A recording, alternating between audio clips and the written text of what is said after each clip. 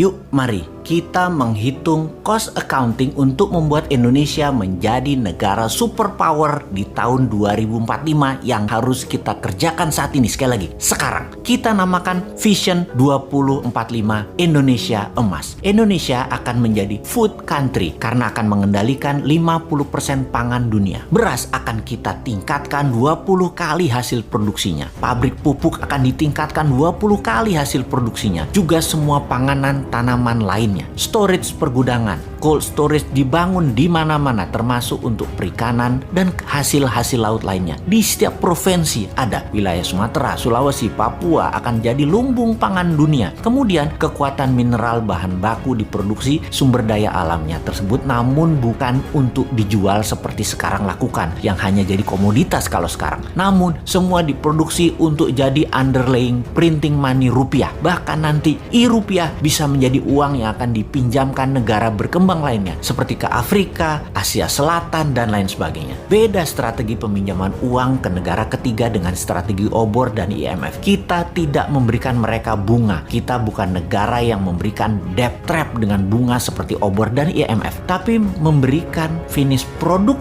yang mereka buat untuk Indonesia dengan harga 20% lebih murah untuk produk dan bahan yang Indonesia tidak bisa produksi. Lebih elegan cara kita. Namanya juga New Mind. Lalu kita akan menguatkan kekuatan armada perang kita dengan 4 angkatan perang dengan kekuatan laut didahulukan. Armada laut dan transportasi laut Indonesia akan menjadi terkuat di dunia karena akan membangun kapal mulai dari kapal nelayan hingga kapal kargo, mother vessel hingga kapal perang. Kita akan kembalikan kekuatan kerajaan Sriwijaya dan Majapahit. Ditambah mata elang kekuatan pesawat udara jarak pendek di mana Indonesia akan memproduksi pesawatnya Pak Habibie. Lalu kekuatan Space Army dengan satelitnya ada di mana-mana. Lalu kita akan membangun infrastruktur jalanan, rel kereta api, pelabuhan kapal laut, terminal bus, dan truk kargo untuk mobilisasi produk dan manusia termasuk memproduksi kendaraannya. Lokal kontennya harus mendekati 100% semua proyek ini. Dan ada sebuah hal yang penting lagi yaitu membangun 10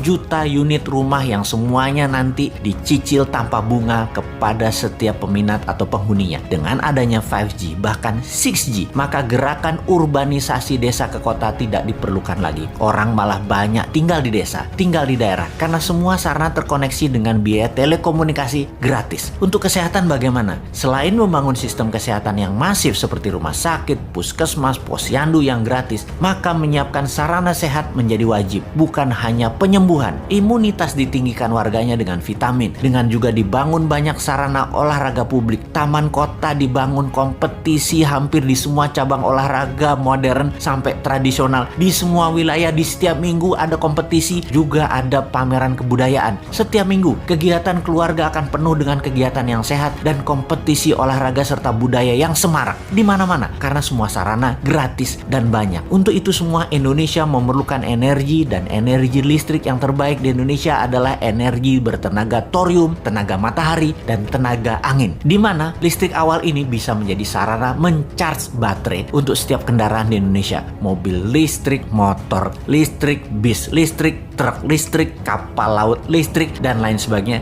Hingga power plant tenaga batu bara yang merusak lingkungan itu akan hilang dalam 5 tahun ke depan. Cost accounting ini mohon ditambah lagi ya sahabat. Capek juga berhalu sendirian. Wahai sahabat New Mind, halunya dilanjutkan di komen Anda di bawah ini. Tenang, uangnya ada. Pastinya bukan pakai hutang negara lain ala janji suci yang lalu ya.